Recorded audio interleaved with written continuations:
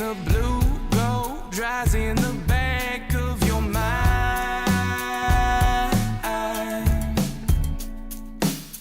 Sniff the glue, hold your breath and fade away.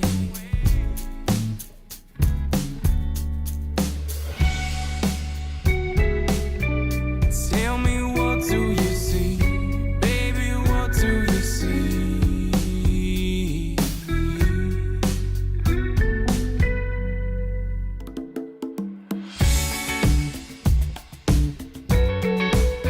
Do you believe?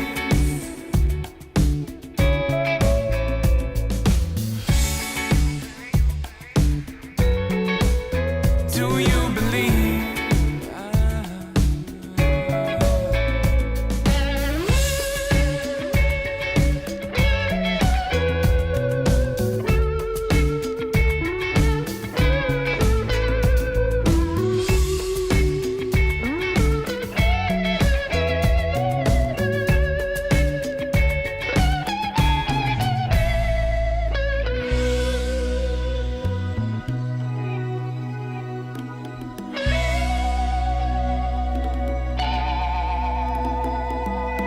If nothing's true, then you might as well tell a lie.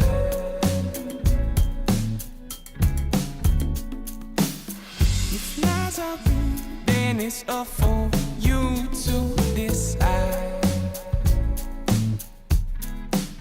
Will you deceive? Will you deceive? Oh, will you deceive?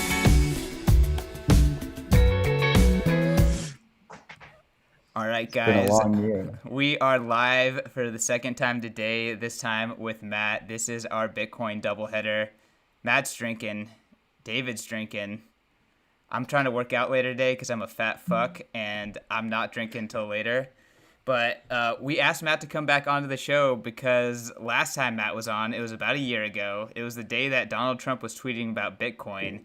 And David was talking about how he's not concerned about the government trampling on innovation and that we don't have to plan for potential action, at least from the U.S. So I think David's changed his opinion a little bit. I think we have a lot more information now. I'll just, hey, Matt, welcome back to the show. It's good to be here as always. Good to see some familiar faces. Just to the crowd, I have 3 hours on you guys, so it is a little bit later here. No, David is the true degenerate. Yeah, no, I am the degenerate of this crowd. But it's past noon, so Early drinking Plus is it's- not beyond Matt Odell, though. Let's be real. So maybe I can start this off with a little bit of a preamble to kind of give the context of what we talked about last time and then what's happened recently. We don't need to introduce you anymore. It's good. Let's just get ready to it. Yeah, we're going right into it. And so the last time we talked, Matt, I said that I just don't think it's a reality that the nation state of the USA or most nation states at large are going to like ban running a node or ban Bitcoin or ban Ethereum. And so the need to run a node through Tor is a nice feature, but not a necessity for a blockchain because they're still pretty anti-fragile regardless of whether they can run through Tor. It's still easy to spin up a node and run it in a distributed, dispersed manner so that it's difficult to stamp out. And I thought the absolute focus on privacy was like, you don't need 100% privacy. You just need mostly private. And the tools of the anti-state were extremist and perhaps just a little over the top. And then I got pepper sprayed by a police officer in full riot gear with thousands and thousands of dollars of riot equipment. And then I went home and my very small 5'2" sister and my brother-in-law, her husband, also got pepper sprayed. All of us at the same time, like without warning. And then we went home and watched the news. And then we watched the news report give an account of what happened from the police, that the police told them, here's what happened. And then the news reported it. And it was a total fabrication, like total lie. Like it was like some things did have kernels of truth, but they were in the wrong sequence of events that made the police look really, really good. And then I started to, be cognizant of the absolute public nature of myself as a crypto person. If there's one thing you know about me is that I own cryptocurrency, and I'm also in a position that I've also communicated a very anti-state position, right? And I've made that very public. I use my full name on Twitter. I use my headshot, which not even CK here does, and so my face is out there. Everything's public, and that's part of me wanting to cultivate a brand of sorts. But also there's risks to that, and the risk is that the freedom of speech will not be upheld, and the fact that the state will actually clamp down on that one day. And what's even more salient is like this movie V for Vendetta, which is set in a post pandemic society, with the government and the pandemic was used as an excuse for the government to become totalitarian and listen in on our conversations and invade our privacy in order to control us. And all of a sudden, after getting pepper sprayed by the police officer, I now appreciate the ability to completely hide one's life, and especially their Bitcoin or Ethereum node in through Tor. So that's kind of the context of what the first Matt Odell POV episode was, and that's kind of where we are starting off this episode here today. I mean, I would like to start with that first episode was one of the best conversations that I've had publicly recorded. Like that was Really? a very good conversation. I think everyone should go back to listen to it. It held up really fucking well over the last year. It's pretty crazy. It's only been a year. So everyone should go back and listen to it. It's one of the few things I shill that says crypto in its name. What about that episode do you really think has shined? Well, it's exactly what you said. I mean, first of all, this is not a new thing, right? It's a new thing for Americans. What a lot of people I think miss here is that this isn't an American movement. This is, George Floyd's murder kicked this one off in America, but this is a global movement that finally hit America. We saw protests around the world, anti-government protests around the world. We saw them getting smacked down like crazy by borderline authoritarian governments around the world. It has come to America now. And people like yourself are finally waking up to that result. Before I don't want to come off as grandstanding too much here. CK doesn't have his headshot on Twitter, but we're all guilty of the same thing that you just said. Right? Fully doxed. I mean, look at us right now. We're, it's a fucking mess. But when I doxed myself, I was in a similar situation as you. Like I didn't fully realize how important it was. And I think it's important for people like us to be very outspoken here, because we do still have free speech in this country. And we need to have, I respect the use of NIMS tremendously. I think everyone should use NIMS online. I think they should take their privacy more seriously, but we need public people that are outspoken about this. It's extremely important. Because it's the public facing people that make room for other people, right? Like if all the people who believe these things go in hiding and in secret, it indicates to everyone else that everyone else also needs to do that.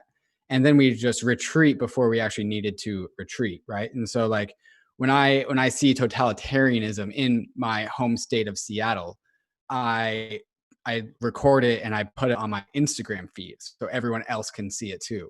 And without that, without people doing that and raising flags early, maybe other people would look on this and be like, he's kind of just being a reactionary. He's kind of just trying to drop a reaction. it's an autoimmune attack. It's an autoimmune resistance to the police officers, right? It's just like, hey, like this is going on. Everyone pay attention to this, regardless of whether it's a big deal or not. And without those public facing people, there would be no one to push up and create resistance against the police officers, right? Especially, I think the big thing that we've all seen is that when police officers in the United States committed police brutality, the protesting got bigger, not smaller. Like people rose up and showed up more, not less. And so I think that is what the role of that I'm trying to offer. And I think that's what you're offering as well. I mean, it's an interesting balance, right? Because things like cell phones, social media give us the power to elevate our reach, to open people's eyes, but they're also tracking devices, right? Mm-hmm. So like the majority of people that go to protests shouldn't bring their cell phone with them. They shouldn't. If you go to a protest, you probably shouldn't post it on social media, but we need some people to do it. Like we need, mm-hmm. You can't just get your news from CNN or MSNBC or wherever you get your news, or Fox News. You can't just do that. We need people on the streets that are actually filming this shit, that are documenting it, that are broadcasting it to the world. But at the same time, we need the masses to understand why privacy is important, and to respect that, because I don't think people more eyes are going to be opened over the next couple of months about what our domestic surveillance capabilities are, because they're just hoovering up this information. They got facial images. They got tons and tons of multimedia content with images all over people's faces. They're flying DEA planes, tracking everyone's cell phones. They got stingrays. Sometimes they don't even have to do that. People are going to the protests with like Snapchat location sharing enabled. You know, like sometimes I think I get too far into the weeds. Like uninstall Snapchat before you go to a protest. You know, like little things are going to bite people in the ass, but hopefully they learn, and hopefully their friends and family learn indirectly through them what the capabilities are here, and people figure it out. Yeah, if you look at Hong Kong, you know, Hong Kongers are the majority of young Hong Kongers are well aware of the surveillance capabilities of the Chinese government, and it's because their friends and family got fucked.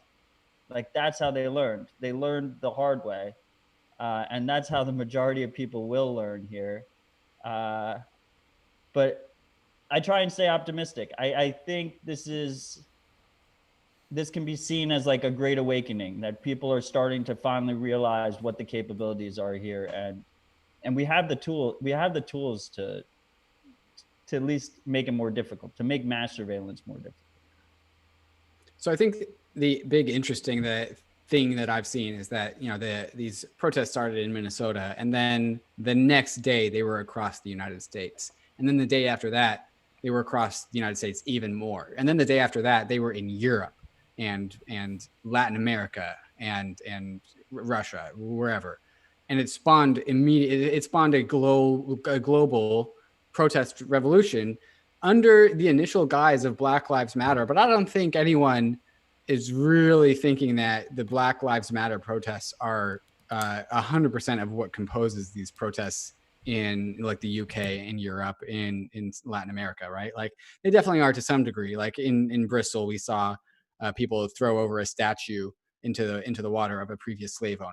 But I think what you're perhaps alluding to, and what I kind of want to dive into, is to what degree are these protests actually anti-state protests, right? Like if I can't remember what city it was, but we saw a budget for a city where there's like $6 million a year given to the local police force, and there's $300,000 a year given to the local healthcare system.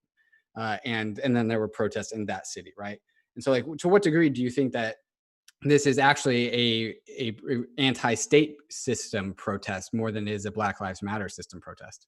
Well, I mean, I think to think this is like an American-centric thing, to think that this is something that came from America and started these protests, shows privilege to begin with, because people have been we had this year and the year before have been record levels of anti-protests around. What did it take in America? In America, it took 3 months of state-imposed lockdown where you weren't allowed to operate your small business or go to work. It, in combination with a president that was completely off the wall with everything he fucking did, and in combination with someone getting murdered by the police on camera in cold blood, just watching it happen, right? It was all these things came together, and it comes down to the system being fucking rigged. The system is rigged, and the majority of the people get fucked by it. And people are waking up. People are starting to realize that. And I think there are a lot of bad practices in our police forces, but it is also a little bit narrow-minded to direct all the anger at the police forces. The police forces are an extension of the state, and they're the extension that everyone has a direct relation to. They're the ones that have to go out and be that direct connection to the people of the state's power. And the police officers are getting a lot of them are power trip hungry, go fuck themselves. But they're getting a fucking raw deal too. It's not like police officers get paid good money for what they do. They get the short end of the stick, right? Like it's, it's like the Lloyd Blankfeins, like they're the ones that are sitting at home in Cape Cod or whatever, just like watching all this shit on TV. That like the real anger should be directed to as much as possible. But I mean, as with everything else, there's like a fucking shit ton of nuance. And one thing that I have realized in this whole crisis is that I thought like Twitter was like a poor platform for nuance, but I just think our society as a whole lacks nuance. I just think people have trouble with nuance. Like it's easier to distill something, and this is what Bitstein will always tell you, right? You just keep the message as simple as fucking possible, because it's just hard for people to see all the shades of gray in between there. Well, I was going to turn the conversation a little bit, but if you want to continue on this, David, go for it. Yeah, so I do kind of want to get at the heart of the system, right? So like the police are just an arm of the state, right? And the state says, we have this salary for you if you agree to do our bidding, right? Like protect private property, and that's it. And so then some people raise their hand and be like, all right, I'll take that salary for this. Is this just what I've been thinking a lot about lately is like nations are organisms, right? They are born, they grow, mature, and then they die. And especially the thesis of the sovereign individual is like the nation state is senile, like it's old. Like what is more ridiculous to think that, that we're going to be able to elect some competent person into presidency and that competent person is going to lead us into fixing the nation state? Or is it more likely it's going to break down and then we find we just find a new order of organizing ourselves? Like, I think it's actually pretty crazy to think that we're going to be able to go backwards in nation state functionality and actually improve the system. I think it's trending towards being broken. And so, and I think what you're suggesting is that the protests that we are seeing across the world almost simultaneously now, but then as you are saying, like this has been happening for a while. Am I right in saying that what you think is that all of these protests are a reflection of the mutual aging of all states everywhere? I think, yeah, on different scales, but like the system has been broken for decades, but they gave the people just enough not to be angry. And this crisis, they pushed it a little bit too far. Everyone had a fuck enough. People felt powerless. They felt like they had nothing to lose, because a lot of people don't have much to lose besides their life. And this is the result. Chaos is the result. And it is legal in this country to buy politicians. Like that is how our system works. That's how it operates. And you can't fix that game. You can't fix that rigged game playing that game. This is why I Bitcoin, right? Like This is what it all comes down to. And when you look at this crisis, they bailed out the rich people, and everyone else got a fucking $1,200 check with Donald Trump's name on it. That's it. Like that's what happened. And people had a fuck enough. And you see that all around the world to all different extents. Because it's all interconnected. It's basic, the conspiracy theorists want to go like one world government, whatnot. The reality is a lot more disjointed than that, but the effect ends up the same anyway. So all interconnected. Yeah, I would even build on that, and I would say that it really does have to do with, like, everyone realized with the corona lockdown how dependent they are on the government and how important the government is a part of their lives. And if they didn't realize it by how obsessed they were with freaking soap operas all day, like, they really see it now when, like, the decisions of the government are forcing them to stay in their little cube and their pod. So we could keep riffing on this, but I would actually prefer to take this in a better direction, a more productive direction, because I think you are hopeful. And one of the things that you do an amazing job of on Twitter and on TFTC is educating people on, one, how to think adversarially, and then two, take action to protect themselves. So I titled this on Twitter, A Lesson in Adversarial Thinking. So would love to turn it more into like, what can people do now? Like, the government is huge. It's in our lives. They're controlling shit. We know the dollar, money printer go burr is there to keep the rich and keep everyone else down. Like, what can we do about it? Well, it depends on the individual, right? And depends on what your current situation is, where you live, whatnot. First, I just, like, the whole value prop of these systems is state resistance. If you don't want state resistance, then you can just use the existing system, like that. And that's what I tried to come across with on the last episode.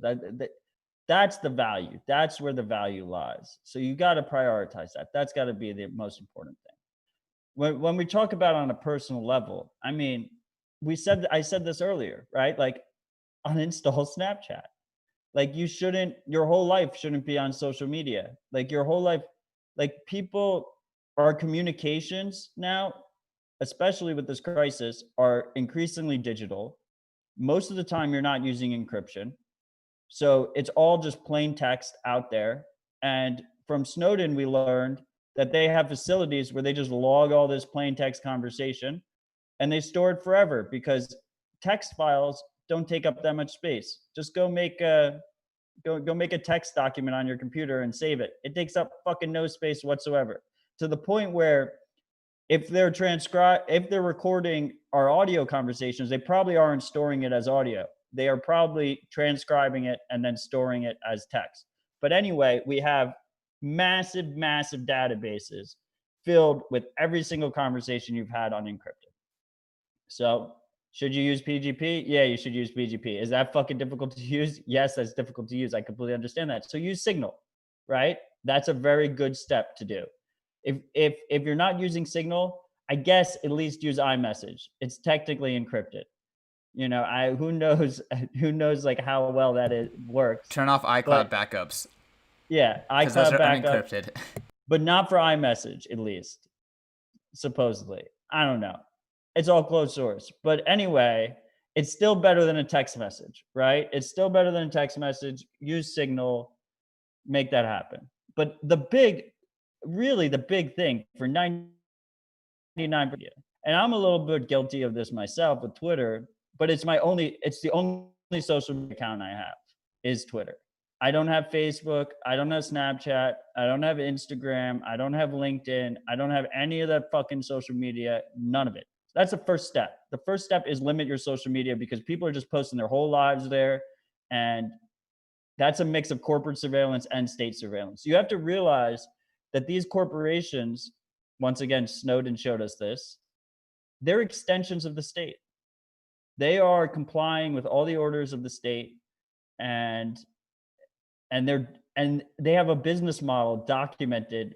They have a business model for documenting everything you fucking do and putting it into their algorithms and categorizing you and doing all these things. I mean, Twitter is not is not absolved from this. If you go into Twitter and you go to your interests, even if you've disabled personalization or whatever, ad personalization, they still have a whole list of everything that you're supposedly interested in, and you can go through it. It's pretty alarming, like the things that you see in there. You're like, oh, I actually am interested in that shit. So it's a step-by-step thing. Just trying to reduce your attack vectors, and reduce the amount of data collection that is being taken. And perfect privacy in this day and age, unless you go off the grid completely and you just stop using technology, is probably unattainable. If you have to operate under the assumption that if a sophisticated actor, like one of these major governments, US, China, maybe Russia, want to own you, they are going to fucking own you. Operate under that assumption. We're trying to reduce mass surveillance.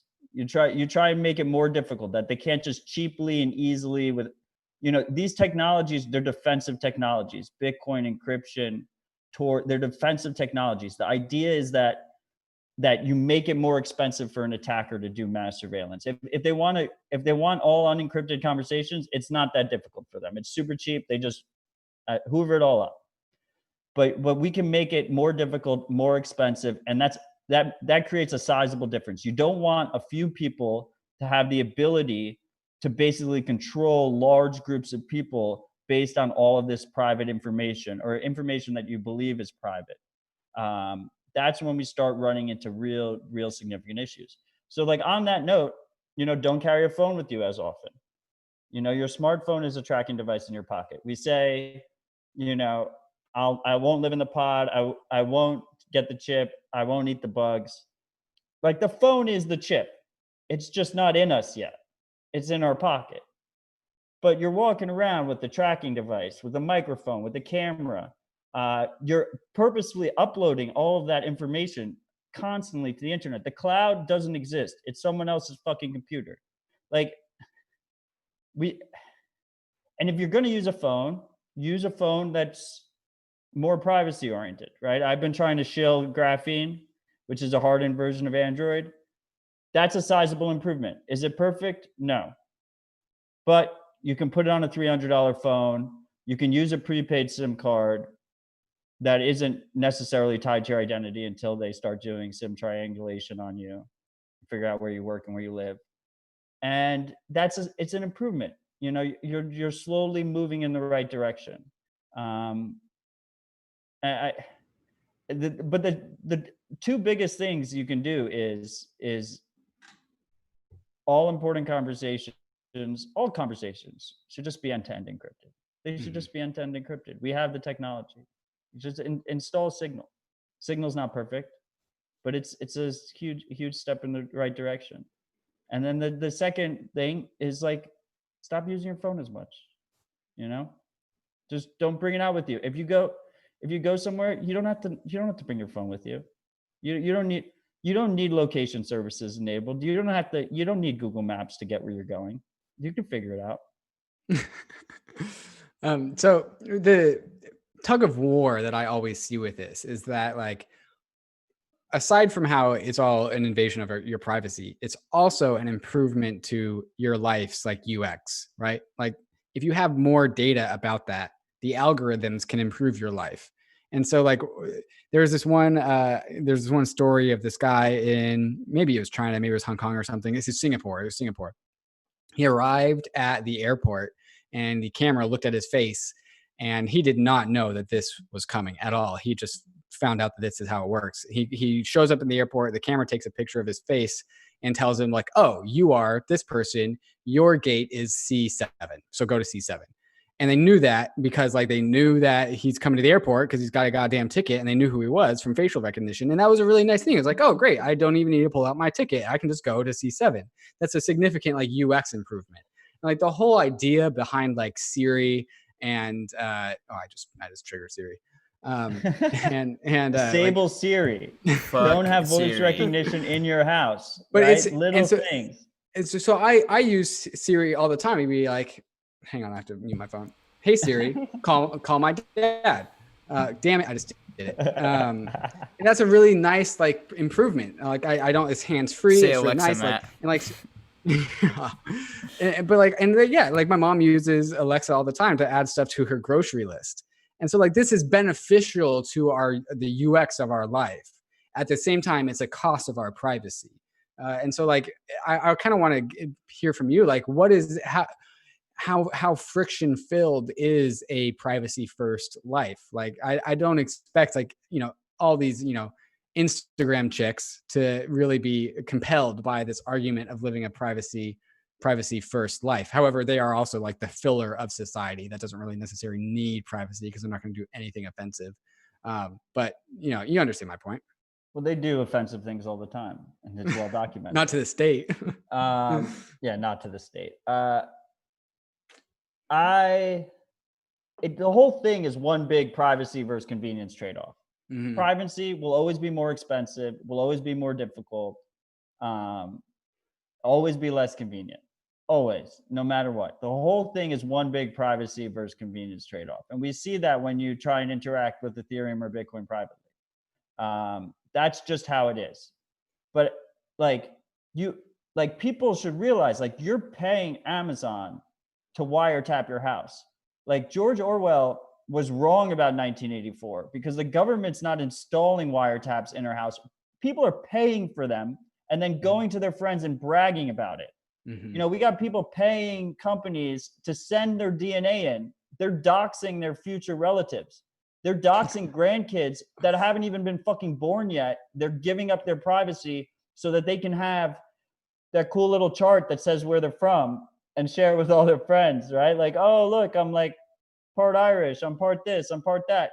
Like, people need to realize, I don't think people truly realize like how much information they're giving up for this convenience. So the first thing is education. Just be aware of what's going on, what you're actually giving them versus what they're giving you. And then the second thing is, like, yeah, absolutely understand that there is a balance there and that people aren't going to use it if the balance weighs too much to privacy versus convenience. This is why PGP, while being fucking dope as hell, has gotten no adoption.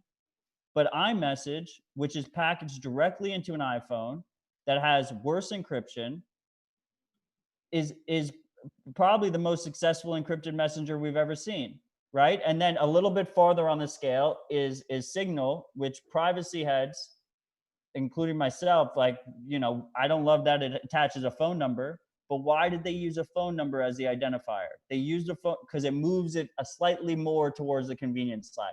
You install Signal, on Android, it's even better. You install Signal on Android, it replaces your text message app like iMessage.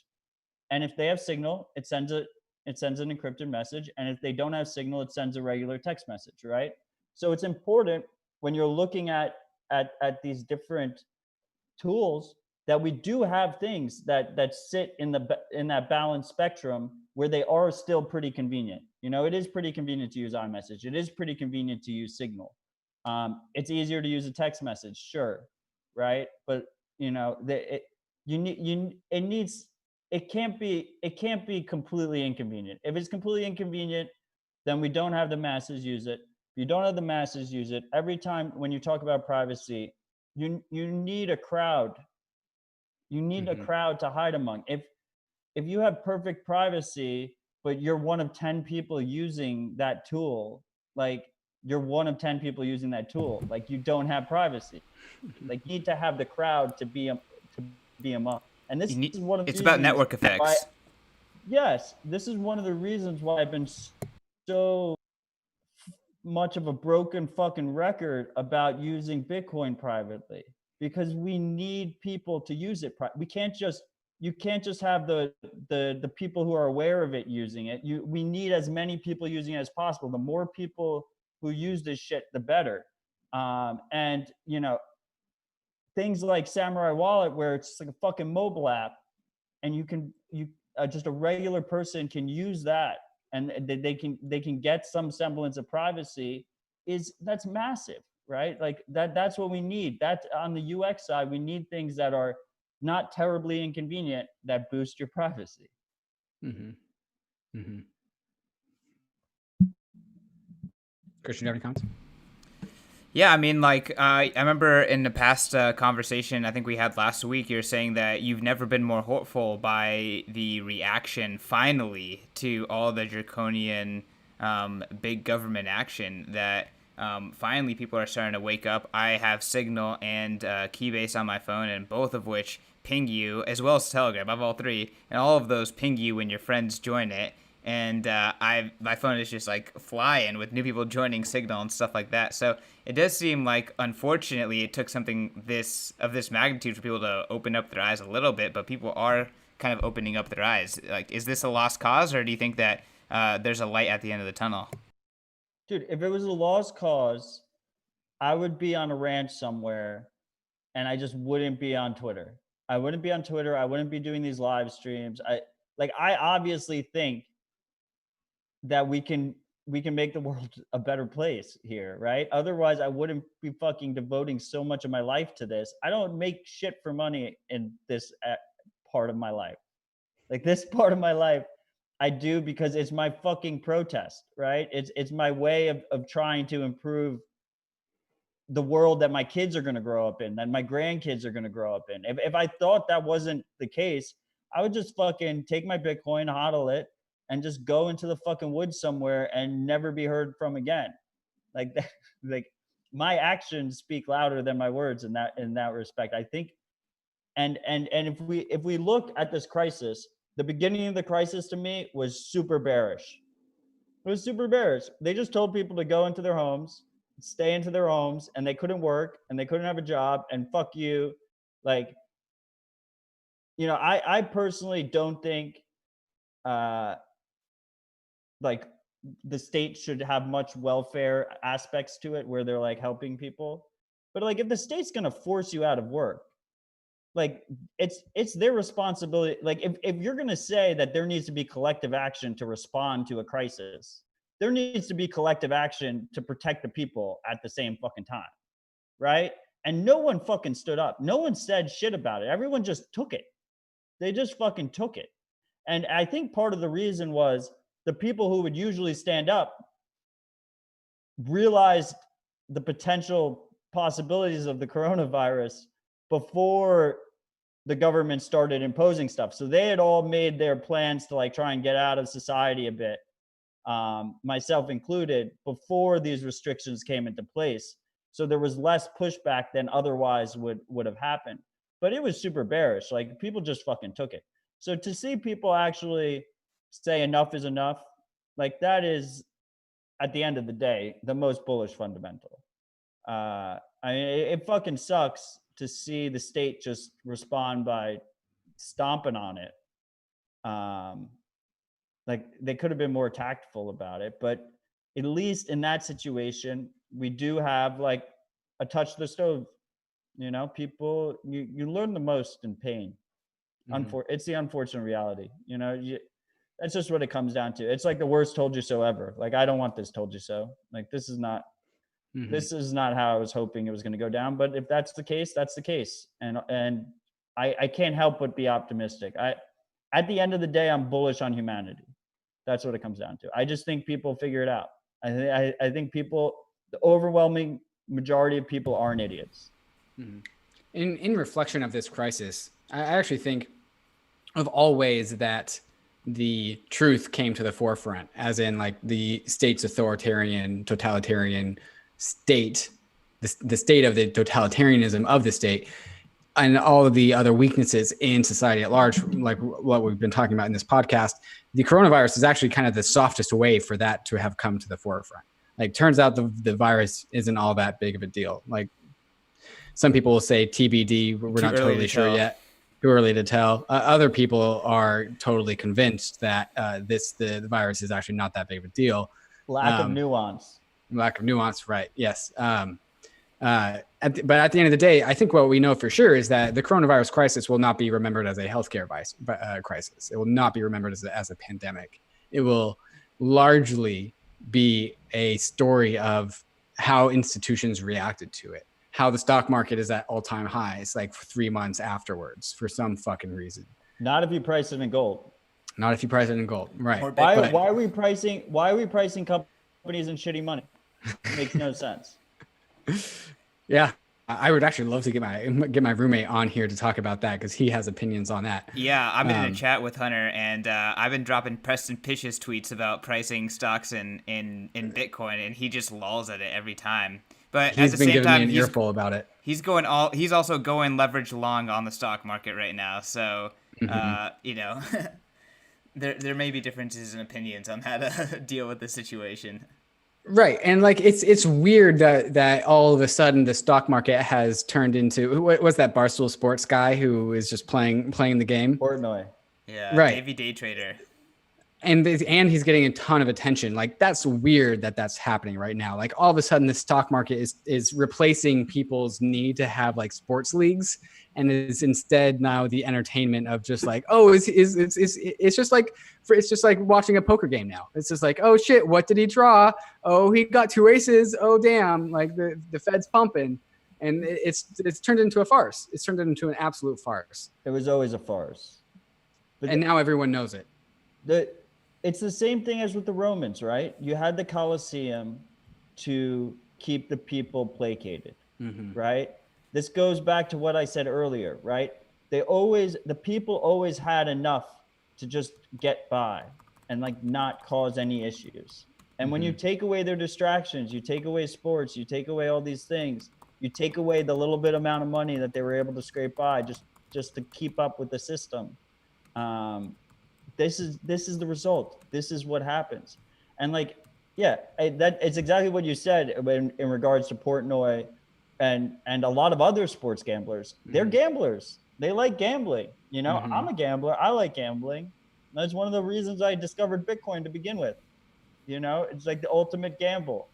And of course they're going to move to the only gamble in town, right? Like, what do you expect? Like Portnoy's dude's not going to gamble on esports. Like that's not going to happen. So he gambles on stocks. He fucks around with stocks. I mean, it helped that he just got loaded, right? He just got his payout. They just had the buyout from Penn like that. So it lined up. It lined well there. But like this whole idea that like, oh, the Robin Hood traders are idiots, like blah, blah, blah. Like you can't hate the player. You got to hate the game. Like what are they supposed to do? They're going to leave their money in their checking account to make 10 cents every fucking quarter or whatever the fucking thing comes in on the thing. Like that's ridiculous. Like the system is set up that you have to speculate on this shit. You have to play the game. Like that's how you either play the game or you opt out and you play a different game. Those are your only two choices. Or you're a chump and you just keep it in your checking account. So I was having a conversation with Ansel Lindner, and he made the astute observation that globally the S&P 500 and the U.S. Stock market has become the new savings account. It is the new savings technology. Because money doesn't actually work for the function of saving and storing value, people are utilizing the S&P for that. And that's not like something that we didn't know, but framing it in that way, I think, really helped me understand why everything is going up right now. It's a game of trust. Like I trust Google and Apple more than I trust a T-bill, right? It's the new T-bill.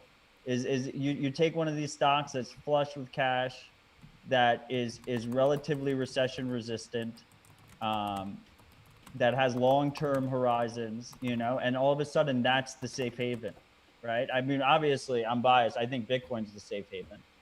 But I'm telling you, if you look at the S&P chart priced in gold, like I love the idea of pricing in Bitcoin. We're just not there yet. It's not a long enough chart, and it's going through its adoption phase. So there's too much volatility going on to really show it well. But if you use gold, the second best money that's existed for a very long time, you use gold in a chart, it's fucking alarming. People see it right away. I literally, while I was waiting for you to send me the link, I tweeted out a price chart of the S&P in gold. 2000 was the high. We're not at all-time highs right now. Stocks aren't pumping. The dollar is dumping. Christian and I were talking about this initially in an earlier podcast, but I saw another tweet that reminded me of this morning. But if we expected the dollar to turn high, inflationary, maybe not hyperinflationary, but also maybe hyperinflationary, the first place you would see it is in the stock market. That's where it goes first. And so like, if we think that we are in real estate, yeah. And so if we think that we are about to enter a hyperinflationary environment, or not even a hyperinflationary environment, and just a strongly inflationary environment, the world would look exactly as it looks today. Like that's what would happen. And that's what is happening. And at the same time, we have this equal and opposite crisis of like dollar deflation because of the dollar milkshake theory, which I believe everyone here is familiar with. Yes. The dollar milkshake theory? Yeah. So we print out dollars because of global demand for dollars, and then everyone else has dollar denominated debt. And then a crisis hits, and then all the dollar denominated debt needs to be repaid. And so everyone has demand for dollars. So while we are printing massive amounts of new dollars, everyone is sucking it up and repaying their debts. And eventually just the assets get sucked into America where the money printer is. It's just like a big vacuum of value. That's our American privilege. Right. It's the American privilege. Absolutely. And so all these things are happening at once, right? Like we have this, the dollar is strong. Like the dollar is high. It's crushing other currencies, and it's being fucking printed. Like it's the most nonsensical thing that if you just look at it, then you're like, oh, why would there ever be inflation? Why would there ever be hyperinflation? Look at all the demand for dollars. But again, that's a take without nuance. Yeah, it could turn real quick. I mean, it makes sense that the other economies, they falter first, and then the American hegemony fails, right? Like that's what happens. Like that's how it would logically flow. And I think that's what we're seeing right now. And I would say on top of that, I think it's elevated more that we see stocks pumping, we see equities pumping here in dollar terms, right? Not as much in gold terms. Because the idea of real estate as a store of value has taken an insane beating over the last 2 years. I remember, so I went to Hong Kong in January of last year, right before the protests started. Amazing culture, amazing people, loved it. I have some family history in Hong Kong that I'm not going to go into, but their real estate prices were the highest in the world. It was like Hong Kong, New York were like kind of neck and neck, and then like London, right? And it was the ultimate store of value, right? We saw these basically rich elites were putting money into bricks because it was the ultimate store of value, and it was a hedge against inflation. And then all of a sudden, within a year, like you don't want to be holding that bag in Hong Kong. Like no one if you have like Hong Kong real estate is toxic. Like you'd be crazy to be buying in Hong Kong right now. And then all of a sudden you start looking at all these other bigger markets and like, I think you'd be crazy to be buying in New York City right now, right? I think you'd be crazy to be buying in Seattle. Imagine if you owned a building in the autonomous zone. You know, it's like the maps look like Mosul, you know, fucking Syria. Like, or Mosul's Iraq. But like that's crazy, right? And so like people in their head, it's turning, and instead of the money going into real estate as well, it's mostly going into stocks because it's liquid, because someone can't throw a brick through the window, because regulations are less likely to fuck you. You know, in New York, we see it in New York, we see it in San Francisco. That's another big housing market. Like the rent's going down, baby. Let's go. The regulations they impose because they're politically expedient, right? We would go back to our system being broken. Politicians, they have short-term horizons, whether it's for a good reason or not that we have term limits. They're going from one re-election to the next, and their term limits are low. So they want to see immediate effects. They don't care. They have no low time preference. Their time preference is completely high, and it sells if you tell them, fuck the landlords, we're going to do rent regulation, we're going to do all this different shit. And And the people owning those buildings are like, why do I own this? Mhm. Why do I own this when Hertz goes into bankruptcy and goes up 1,400% and I can sell it next week?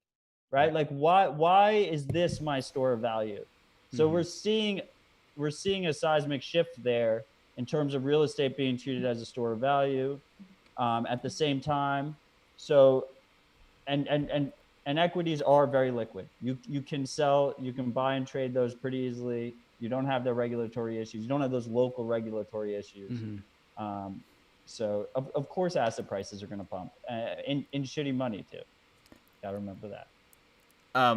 So just want to give a quick heads up. I do have a hard stop at the top of the hour, so we do have 9 more minutes left. You guys are welcome to keep the conversation going, but unfortunately, I can tie this into crypto real quick. Yeah, I was gonna say let's pivot back to how Ethereum has flawed incentives and how.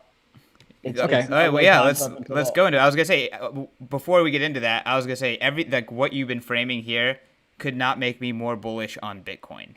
Like Bitcoin is the most liquid cryptocurrency that will not be printed away, that will have this stranglehold on liquidity. Hopefully, is very bullish in my opinion. But I know you have a brick thrown through it. Yeah, I know that you would prefer to just shit on ETH. So let's go to that. No, I want to hear what David has to say. Well, I was just going to talk about basically how real estate is the foundations of the real estate industry is shifting, right? And like the future is so incredibly uncertain right now. We don't know what the future is going to look like. And so investing in something that like you can't pick up and move, that's illiquid is not the right move. Okay, so let's jump on that tangent. Certainty, long-term certainty. Yep. Okay. Right. This is a core I see where tenet this is of going. Bitcoin, right? It's hard to change by design. Probably one of its main value props, like one of the key value props, is that it's ridiculously difficult to fucking change. This gives you certainty long-term. This gives you assurances long-term. And why is it difficult to change? It's difficult to change because average people can run their own node, verified by rules that they've agreed to. And if those rules change, their node rejects it. This is one of the things that a lot of people miss. Nodes don't have the power to change the rules. Nodes give you the ultimate veto power in majority. Because you can spin up as many nodes as you want. You can go on AWS, you can spin up 1,000 fucking nodes. But at the end of the day, if you're running a node, you know that those rules can't change unless you update that fucking node. So yeah, that's exactly right. And I believe that you are saying this supposed to be in contrast to Ethereum and how that's not quite the case because of Ethereum hard forks and that's updates. And you're totally right. Have you listened to the Vitalik episode that we did on POV? No? And I'm going to guess you didn't listen to the Nick Carter episode on Bankless that just came out on Monday? No, but Nick's my boy. So like, I know how he thinks. Okay. So listen to the Nick Carter episode that came out on Bankless on Monday. And then also listen to the Vitalik episode that came out on POV, where we talk about the long-term commitments of Ethereum and its relationship with mainly hard forks. That was a clear topic of both episodes. And and this is what I've been saying from the beginning. There's only a very small window of design choices where crypto economic blockchain systems are able to operate inside of. You need to have Austrian economics. You need to have a calcified blockchain. It needs to be resistant to change. The only difference about Ethereum is that in the social contract, we have this like Ethereum 1.x is just fucking beta. And we've had commitments to slow down the rate of hard forks, which has happened. And the whole entire social contract of Ethereum is to slow down and approach zero, the rate of hard forks. And so like maybe you can compare this to Bitcoin and say like Bitcoin is the ultimate level of perfect immutability. However, when we compare things to the real world, like real estate, stocks, whatever, Ethereum by and large solves all of the same problems to a pretty strong degree. And I would totally concede that it's not as strong as Bitcoin. But when you compare about the censorship resistance of Ethereum to anything else in the world, it's still strong. First of all, fuck you, CK. You can't tell us like 9 minutes before your hard stop. It's gonna be a hard stop. Can I come? I want to come back on next week or something. No, just keep it going. Just go without me. Okay. You don't even need me in this conversation. I'm just saying that Yeah, I must if go. leave, I'm sorry. You're host, right? Okay, good. Second of all, the fact that ETH2 doesn't exist and you guys are all like ETH2, ETH2, ETH2 is the uncertainty. We don't fucking know. This is So we're all placing our bets. David Hoffman is the host now, Yeah. which just reminded me of that Tom Hanks movie. You know, like I'm the captain now. But anyway, continue. We're all placing our bets that the theory that ETH2 will exist and exist with a social contract that we believe it will come about. It's just a bet on the future. Look, I'm not an idiot. Maybe I am when I'm about to say the next thing. I've owned ETH proof of stake domains for the last 5 years. So first off, when the fuck is it going to happen? People have been saying it forever, for 5 years at least, that it's round the corner. I remember during the ICO, it was going to happen right away. It's going to happen right away. The second thing is, I think proof of stake is inherently centralizing, and I think you can't get around it. And I actually think that I talk about it. I think I talk about it too much, because I think in the game of money, I'm a little bit torn on the issue. Like, do I want to help? Do I want to help out you guys? Do I want to help you guys out? But I think I do. I think ultimately it helps humanity. If you guys don't fuck this up, it helps humanity. And the thing is, you're gonna fuck it up. You're gonna fuck it up. That's what's gonna happen. Proof of stake is inherently centralizing. But so is mining. The majority of people, no, not to the same degree, because people think exchanges have too much power right now. The exchanges are going to be the main validators of your network. That's what it's going to come down to. The exchanges are the easiest ones to regulate. This whole slashing thing, who the fuck decides when you lose money? What is the objective truth? There is no objective truth there. That's not true at all, especially with slashing. I'll admit that on Twitter the other day, I was a little bit off on the slashing in terms of Tor nodes. Right. But there is a penalty mechanism in place there if you make the wrong decision, right? The beauty of Bitcoin is the distributed proof of work. It is the connection to the physical, that you can expend energy and that we can objectively measure that expense. That there's no way to fake it. There's no way to fake it. And with proof of stake, it's this idealized bullshit. And when enough stake is on the line, you're gonna get fucked. There's gonna be a told you so moment. And I'm gonna be honest, I'm gonna fucking I'm gonna twist the knife. I'm gonna twist the knife. I'm gonna admit it right now. Like, I'm gonna twist the knife. I prefer we don't hit that moment, and we already see it right now with chains like Tezos. We see it. Like, do you want Binance securing the majority of your network? Do you want Coinbase securing the majority of your network? Oh, we got Dave here. Hey, Dave. Hey. Let's kick Dave out.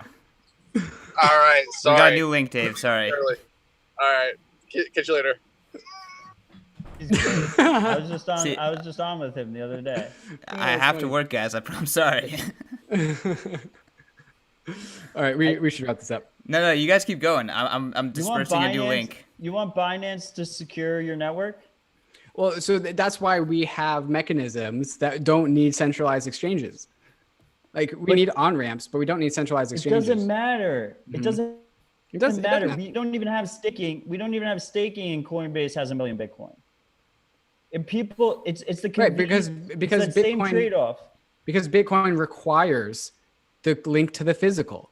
Ethereum doesn't require the link to the physical. We can have exchanges that aren't on ramps, that aren't have 1 foot in the government and 1 foot in Ethereum. We don't need those. It's the same trade-off. It's privacy versus convenience. It's censorship resistance versus convenience. Right.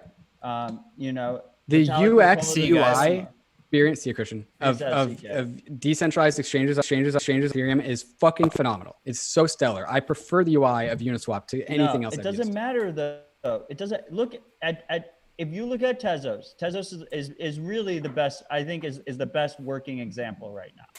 Yeah, it's a terrible example. It's not a good No, example. it is It's a not good exemplary. example. It's a good example because it's cheaper to stake with Binance than it is to stake keeping custody of your own coins.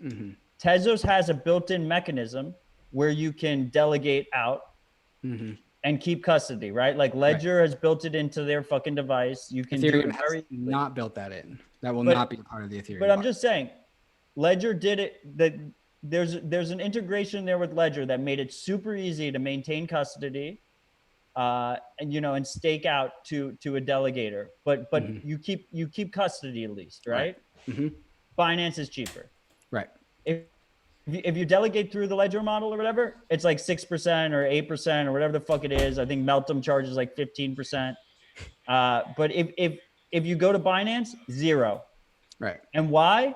Because Binance wants the market share. They want the influence. They want the trading fees. They have all these side hustles that allow them to undercut everyone else. They allow them to undercut the self-custodial methods, right? And the same exact thing is going to happen on Ethereum. If Ethereum 2.0 launches, the same exact fucking thing is going to happen.